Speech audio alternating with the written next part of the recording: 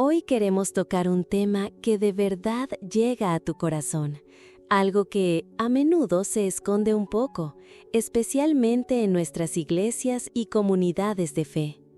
Nos referimos a la salud mental.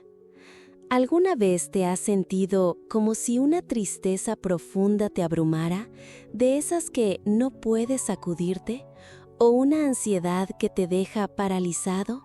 O quizás una desesperación que te susurra al oído que estás completamente solo. En medio de todo eso, ¿has escuchado por ahí, de pronto, con la mejor intención, frases como «Solo ora más», «Lo que te falta es fe», o «Si fueras un cristiano de verdad, ¿no estarías pasando por esto?». Si te ha pasado algo así, queremos que sepas algo súper importante desde ahora mismo. No estás solo para nada. Lo que sientes, lo que estás viviendo, para nada es una señal de debilidad espiritual. Es simplemente parte de lo que significa ser humano en un mundo que, seamos honestos, está un poco roto y que muchas veces nos duele. Estas preguntas directas buscan que el mensaje resuene inmediatamente contigo, invitándote a reconocer tu propia experiencia dentro de esta conversación.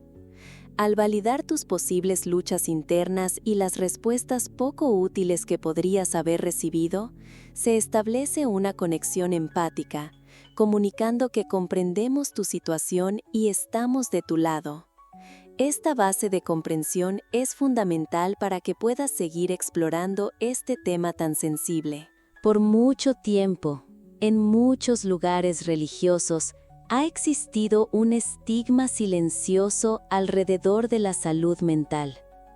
Se ha mezclado la depresión con falta de gratitud, la ansiedad con desconfianza en Dios, o el sufrimiento emocional con algún tipo de defecto en el carácter. Esta forma de ver las cosas, aunque dolorosa, está lejísimos de lo que dice la Biblia en realidad y de la compasión de nuestro Dios. La mención de este estigma silencioso y las interpretaciones erróneas de la depresión y la ansiedad revelan un problema sistémico dentro de algunas comunidades de fe. No se trata solo de malentendidos individuales, sino de una narrativa cultural que puede ser profundamente dañina. Cuando las luchas de salud mental se perciben como fallas espirituales o defectos morales, las personas naturalmente tienden a ocultar su dolor para evitar el juicio, la vergüenza o la sensación de ser menos cristianos. Esto crea una cultura de silencio donde la vulnerabilidad es penalizada en lugar de apoyada. El efecto de esta dinámica es que impide que las personas busquen la ayuda necesaria, tanto espiritual como profesional, prolongando su sufrimiento y potencialmente empeorando su condición. Internalizan la vergüenza, creyendo que sus batallas son un signo de fracaso personal o del desagrado divino.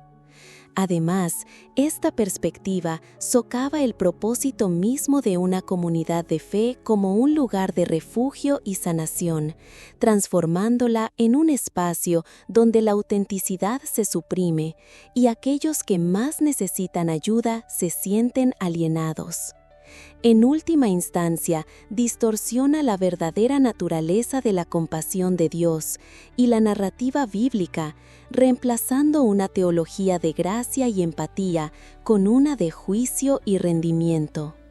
Hoy, nuestra misión es desbaratar esos mitos y descubrir cómo la fe y la salud mental no solo pueden ir de la mano, sino que están profundamente conectadas. Permítenos invitarte a un viaje por las Escrituras, porque la Biblia, a diferencia de lo que algunos podrían pensar, es increíblemente honesta sobre el sufrimiento humano, y sí, incluye la angustia mental y emocional. No es un libro lleno de personajes perfectos que nunca dudaron o se desesperaron. Al contrario, está repleta de historias de hombres y mujeres de fe que, igual que tú, tuvieron que luchar con sus propias batallas internas. Sus historias no nos hablan de una fe débil, sino de una fe que se aferra a Dios justo en medio del dolor. La Biblia, en su honestidad, nos presenta ejemplos poderosos de figuras de fe que experimentaron profundas angustias mentales y emocionales. Estas narrativas bíblicas no solo validan tu propia experiencia, sino que también desmantelan la idea de que la fe fuerte te exime del sufrimiento psicológico. Piensa, por ejemplo, en Elías. Este no era un profeta cualquiera. Elías se había enfrentado a cientos de profetas de Baal en un duelo épico. Había visto el fuego caer del cielo. Había presenciado milagros asombrosos. Era un gigante de la fe. Pero justo después de esa victoria tan grande, cuando la reina Jezabel lo amenazó de muerte, ¿qué crees que hizo Elías? Huyó. Y no solo huyó, sino que se sentó bajo un árbol en el desierto y le suplicó a Dios que le quitara la vida. Dijo: «Basta ya, Señor, quítame la vida, porque no soy mejor que mis antepasados que ya murieron». 1 Reyes 19:4. Aquí tenemos a un hombre, un profeta con tanto poder, sumido en una depresión profunda y un agotamiento emocional total. Elías estaba desanimado, exhausto y pensando en rendirse. La historia de Elías es reveladora, porque muestra que incluso las experiencias espirituales más elevadas y una fe inmensa no te hacen inmune al colapso mental y emocional severo. La yuxtaposición de su victoria espiritual y su posterior desesperación sugiere que el bienestar mental y emocional es distinto de la fortaleza espiritual. Las batallas espirituales intensas pueden llevar a un agotamiento profundo, haciéndote vulnerable a la angustia mental. La causa de la desesperación de Elías no fue una falta de fe, sino el estrés extremo y la amenaza, lo que lo llevó al agotamiento. ¿Y cómo respondió Dios? Pues no lo regañó por su falta de fe. En vez de eso, le envió un ángel para darle de comer y fortalecerlo. Lo dejó descansar y luego lo encontró en una cueva. No se manifestó en el viento estruendoso, ni en el terremoto, ni en el fuego devorador, sino en un silbo apacible y delicado. Dios se acercó a su dolor con muchísima compasión, no con juicio. Él entendió lo agotado que estaba Elías y le dio el cuidado que necesitaba. La respuesta de Dios es crucial. No hubo juicio ni reproche, sino cuidado práctico, alimento, descanso y una presencia suave.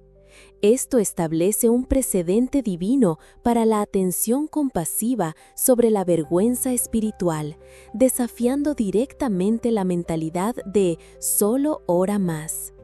Para ti, esta historia es inmensamente validadora, indicando que tus luchas, incluso después de momentos de gran fe o esfuerzo espiritual, no son un signo de debilidad, sino un testimonio de tu humanidad.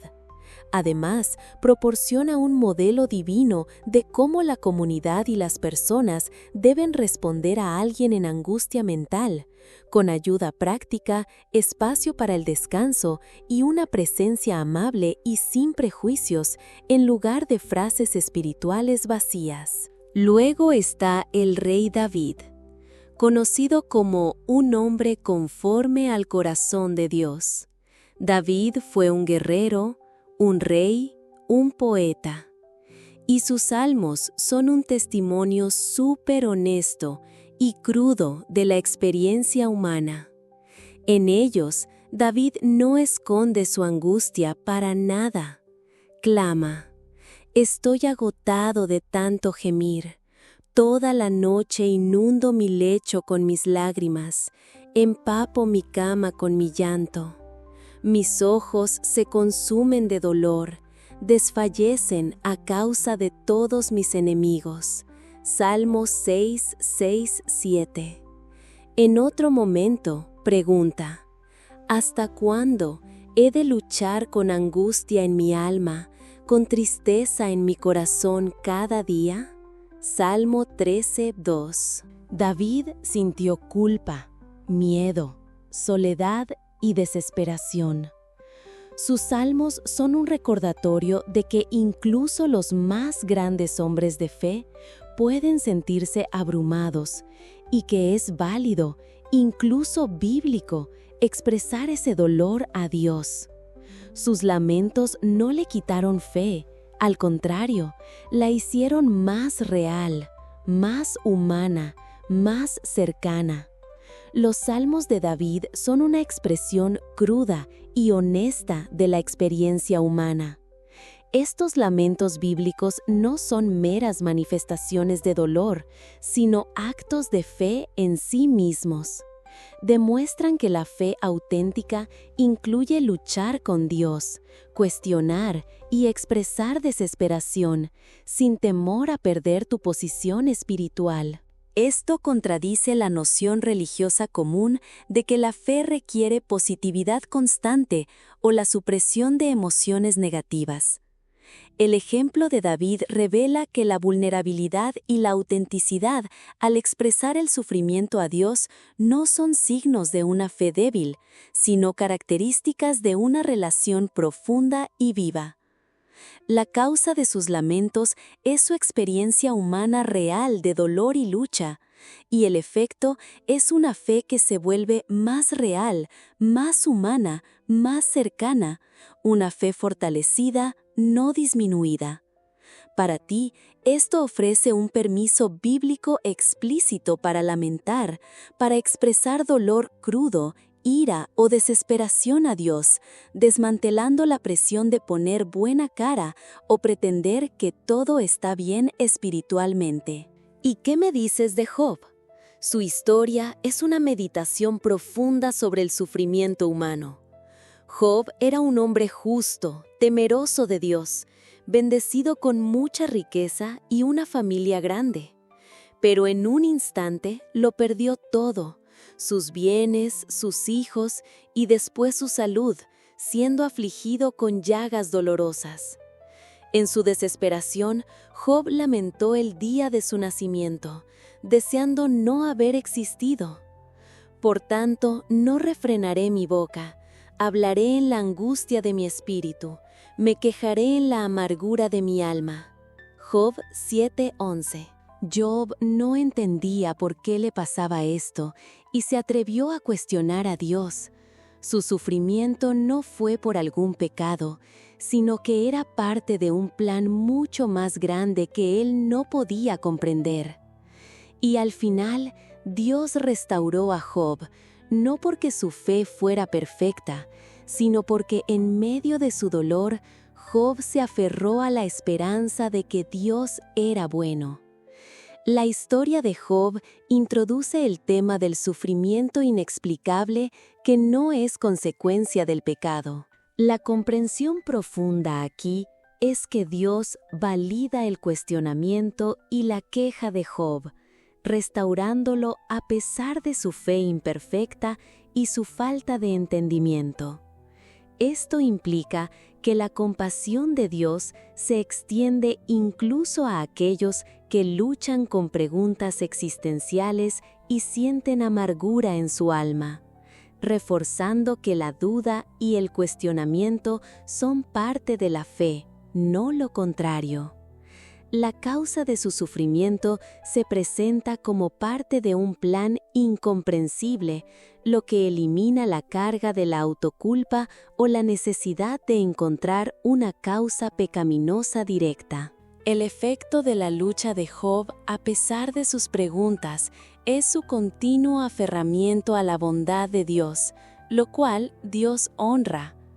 Esto sugiere que el proceso de luchar con Dios a través del sufrimiento puede refinar la fe, incluso si la comprensión sigue siendo elusiva. Para ti, la historia de Job ofrece un inmenso alivio de la carga de la culpa que a menudo se asocia con el sufrimiento, afirmando que tu dolor no es necesariamente un castigo por algo que hiciste mal.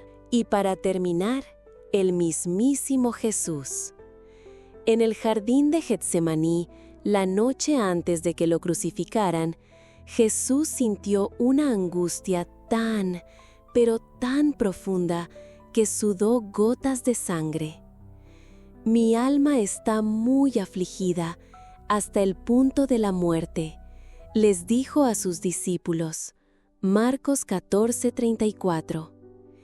El Hijo de Dios, perfecto y sin pecado, experimentó una angustia mental y emocional abrumadora.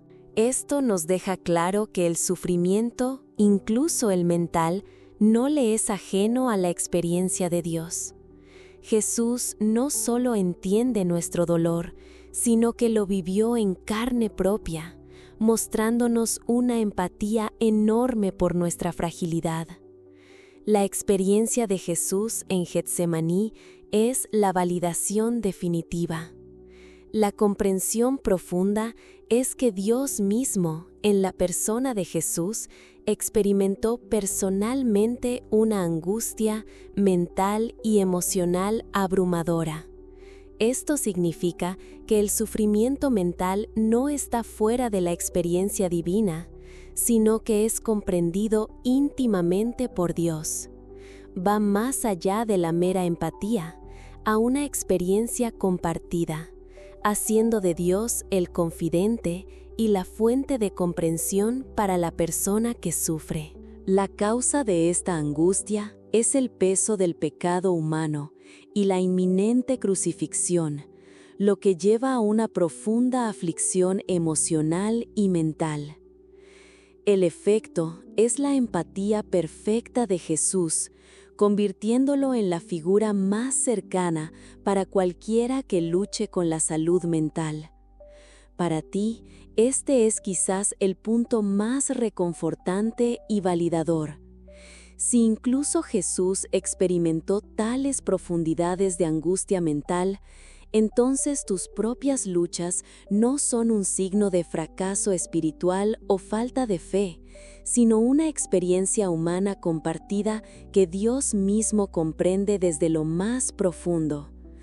Esto elimina toda vergüenza y espiritualiza el sufrimiento de una manera redentora. Todos estos ejemplos bíblicos nos revelan una verdad poderosísima. Luchar con la salud mental no es una señal de que Dios te haya abandonado o de que tu fe no sea suficiente. Es parte de la condición humana en un mundo que se ha caído.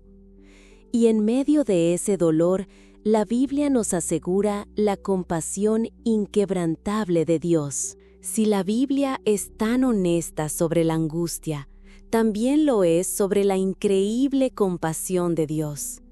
Él no es un Dios que está lejos, indiferente a nuestras lágrimas, para nada. El Salmo 34:18 nos dice: «Cercano está Jehová a los quebrantados de corazón, y salva a los contritos de espíritu». Dios no está distante de tu sufrimiento, Él está cerca, sobre todo cuando tu corazón está roto. Él es el Padre de misericordias y Dios de toda consolación, el cual nos consuela en toda tribulación nuestra, para que podamos también nosotros consolar a los que están en cualquier tribulación, por medio de la consolación con que nosotros somos consolados por Dios. Piensa en esto.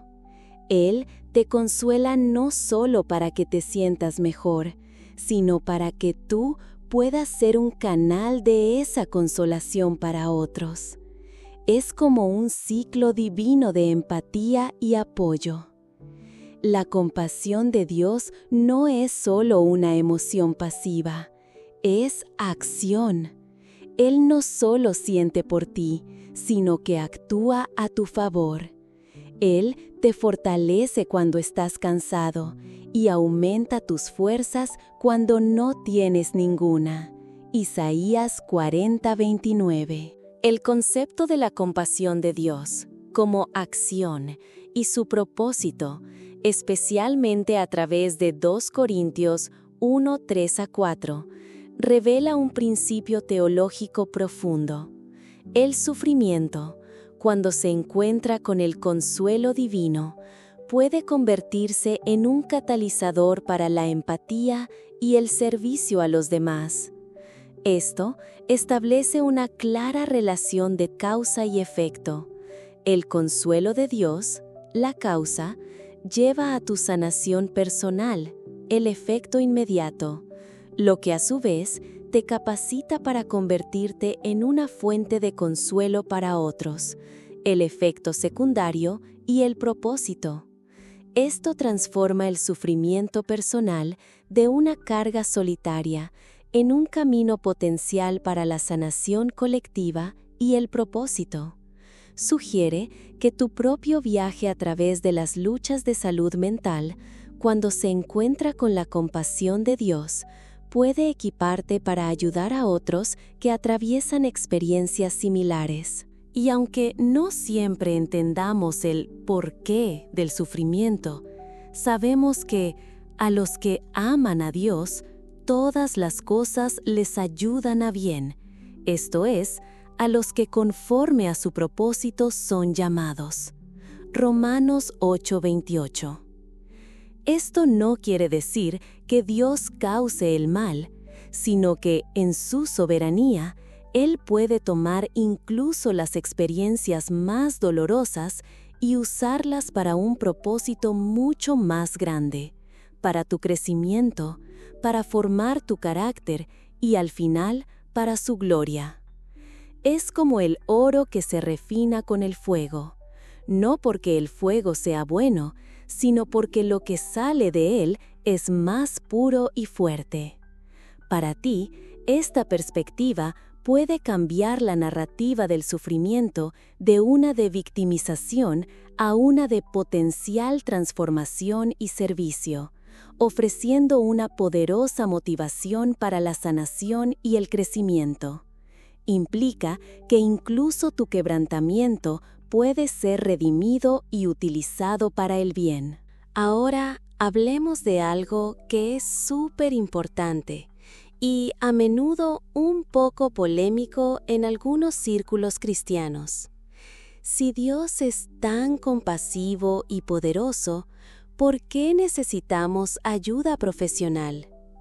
Esta es una pregunta que muchos se hacen y la respuesta es sencilla y profunda.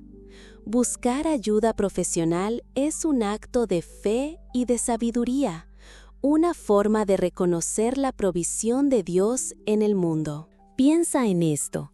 Si te rompes una pierna, ¿solo orarías para que se sane? Pues no, irías al médico, te pondrían un yeso, harías terapia física. ¿Por qué? Porque Dios nos ha dado la sabiduría, el conocimiento y la capacidad para desarrollar la medicina, la ciencia y la terapia. Estos son regalos de Dios, herramientas que Él usa para traer sanidad y restauración. Decir solo necesito orar más o la medicación es una señal de falta de fe es como decir que no necesitas un cirujano para una apendicitis porque Dios es el gran sanador. Sí, Él es el gran sanador y muchísimas veces Él obra a través de las manos de médicos, terapeutas y científicos. La terapia, la consejería y en algunos casos la medicación no son un atajo o una señal de que no confías en Dios. Son recursos que pueden darte estabilidad, herramientas para manejar tus emociones, para cambiar patrones de pensamiento dañinos y para permitirte hacer ese trabajo más profundo de sanación y crecimiento espiritual. Imagina que tu mente es como un jardín. A veces las malas hierbas crecen sin control o la tierra se vuelve seca. La oración es vital para el alma. Es como el sol y la lluvia que nutren. Pero a veces se necesita un jardinero experto que te ayude a identificar esas malas hierbas, a entender por qué la tierra no retiene los nutrientes y a replantar lo que se ha marchitado. Ese jardinero es el terapeuta. Un consejero cristiano, por ejemplo, puede integrar principios bíblicos con técnicas terapéuticas que ya están probadas, creando un espacio seguro donde tu fe es respetada y valorada mientras trabajas en tus desafíos mentales y emocionales. La analogía de la mente como un jardín, donde la oración es el sol y la lluvia, y el terapeuta es el jardinero experto, ofrece un marco convincente para comprender la relación complementaria entre las prácticas espirituales y la intervención profesional. Esta analogía ilustra bellamente el concepto de bienestar integral desde una perspectiva de fe, implicando que Dios se preocupa por la persona completa, espiritual, emocional y física. Así como no confiarías únicamente en la oración para una pierna rota, confiar solo en la oración para problemas complejos de salud mental podría ser insuficiente. El jardinero experto representa el conocimiento especializado y las herramientas que Dios ha provisto a través del intelecto y el descubrimiento humano. Esto transforma la relación de o esto o aquello, oración o terapia, a ambos, oración y terapia.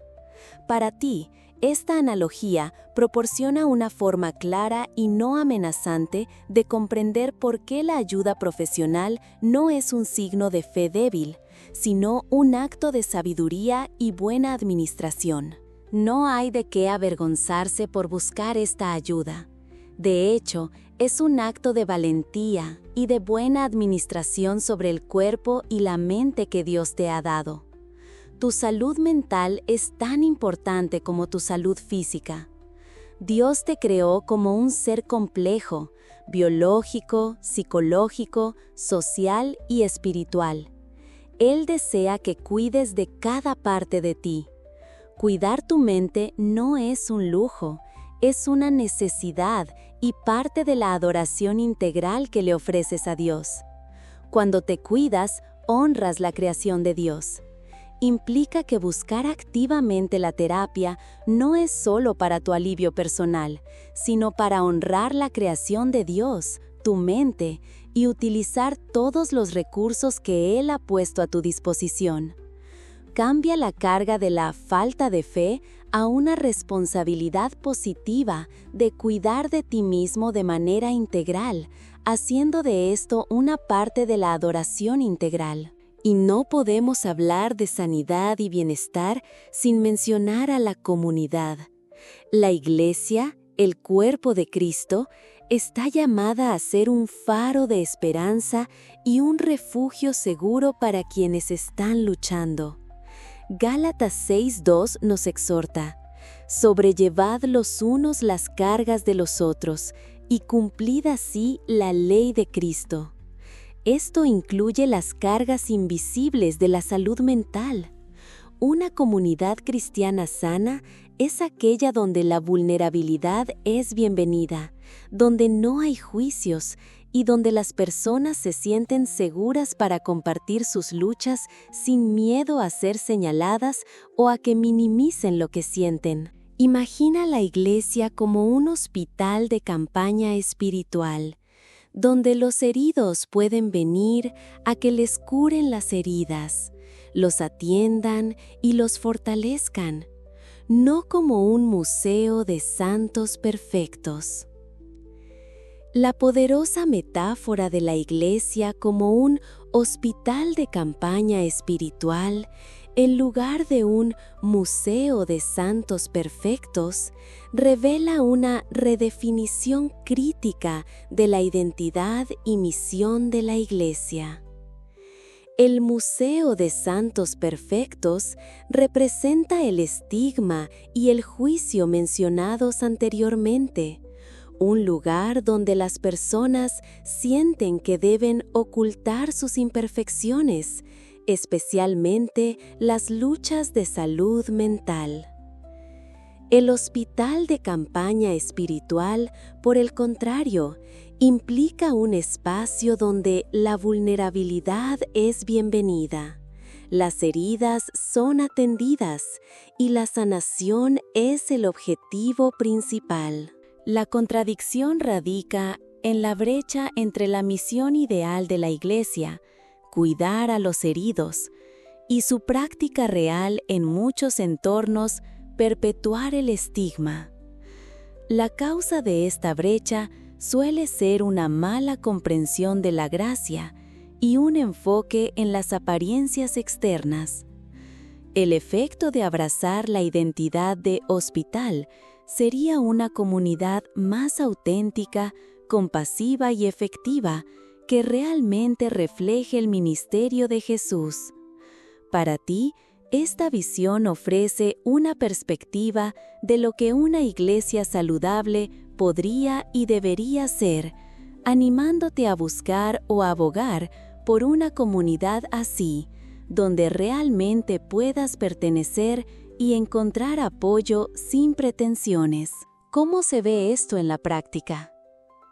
A veces, lo más potente que podemos hacer es simplemente escuchar, sin juzgar, sin ofrecer soluciones rápidas, solo con nuestra presencia y compasión. Validar el dolor de alguien es un bálsamo poderosísimo. Esto implica crear grupos pequeños, grupos de apoyo o ministerios de cuidado donde la gente pueda hablar abiertamente sobre sus desafíos de salud mental. No se trata de convertir a los pastores en terapeutas, sino de generar ambientes donde se anime la conversación y se rompa el silencio. Es fundamental que los líderes de la Iglesia y los miembros estén preparados para reconocer las señales de angustia mental y sepan cuándo y cómo referir a alguien a ayuda profesional. No necesitamos ser expertos en todo, pero sí saber dónde enviar a las personas para que reciban la ayuda adecuada. Cuando los líderes y otros miembros comparten sus propias batallas, siempre que sea apropiado y con sabiduría, rompen el estigma y le dan permiso a otros para hacer lo mismo. Ver a alguien a quien respetamos admitir que ha luchado es increíblemente liberador. No como un reemplazo de la ayuda profesional, sino como un complemento muy potente. Orar por la sanidad mental y con aquellos que la están pasando mal, pidiendo sabiduría para los profesionales y paz para el corazón. La iglesia no es un hospital, pero debe ser un lugar donde uno pueda sanar. No es un centro de terapia, pero debe ser un lugar donde se anime a buscar ayuda y se ofrezca apoyo incondicional. Cuando la comunidad cristiana abraza de verdad su papel en el apoyo a la salud mental, se convierte en un reflejo mucho más auténtico del corazón sanador de Jesús, que no vino por los que estaban bien, sino por los enfermos. Amigo, si hay algo que queremos que te lleves de este mensaje, es esto: tu lucha con la salud mental no te define. No te hace menos cristiano, ni menos valioso, ni menos amado por Dios. Eres un ser humano complejo, creado a imagen de un Dios que te conoce íntimamente, que te ama incondicionalmente y que desea tu bienestar integral. La esperanza no es una emoción pasajera, es una persona, Jesús. Él es quien te da paz en medio de la tribulación. Juan 16:33. Él es quien te sostiene cuando tus fuerzas flaquean. Filipenses 4:13. Y Él es quien te invita a echar toda tu ansiedad sobre Él, porque Él tiene cuidado de ti. 1 Pedro 5:7. La declaración de que la esperanza no es una emoción pasajera, es una persona, Jesús, transforma la esperanza de un concepto abstracto o un sentimiento fugaz en una realidad concreta y relacional. La esperanza emocional puede fluctuar salvajemente según las circunstancias, haciéndola poco confiable para alguien en angustia mental. Al identificar la esperanza como una persona, Jesús, el texto cambia la fuente de la esperanza de estados emocionales internos que pueden ser frágiles a una relación divina externa e inmutable. La causa de la esperanza duradera no es solo la resiliencia personal, sino el carácter y la presencia constantes de Jesús. El efecto es una profunda sensación de paz y sustento, incluso cuando tus fuerzas flaquean. Esto implica que la esperanza duradera frente a las luchas de salud mental no se trata de reunir pensamientos positivos, sino de anclarse en una presencia divina constante y compasiva. Para ti, esta comprensión ofrece un camino hacia un bienestar resiliente que trasciende los altibajos de la salud mental. Significa que incluso en los días en que no sientes esperanza emocional, la persona de la esperanza, Jesús, permanece. Esto proporciona un ancla profunda e inquebrantable en la tormenta, permitiendo un progreso continuo en la sanación incluso en medio de contratiempos. Si hoy te encuentras en un lugar oscuro, queremos que sepas que hay luz, hay ayuda y hay esperanza. No tienes que cargar con esto solo. Si eres cristiano y estás luchando, permítete ser vulnerable. Habla con un amigo de confianza, un pastor o busca un consejero cristiano. No es una señal de falta de fe, sino de sabiduría y valentía. La fe no significa que no tengas problemas, sino que tienes la presencia de Dios justo en medio de ellos. Si no eres cristiano y esto te está llamando la atención, quizás este mensaje te ha tocado. La fe no es una píldora mágica que lo cura todo al instante, pero puede ser un ancla inquebrantable en medio de la tormenta. Te invitamos a que explores más sobre quién es Jesús y cómo su amor, su gracia y su comunidad pueden ser una fuente profunda de fortaleza y paz en tu vida, incluso en tus batallas más difíciles. Este doble llamado a la acción, dirigido tanto a cristianos en lucha como a no cristianos, demuestra una comprensión estratégica de la audiencia diversa para un tema tan delicado.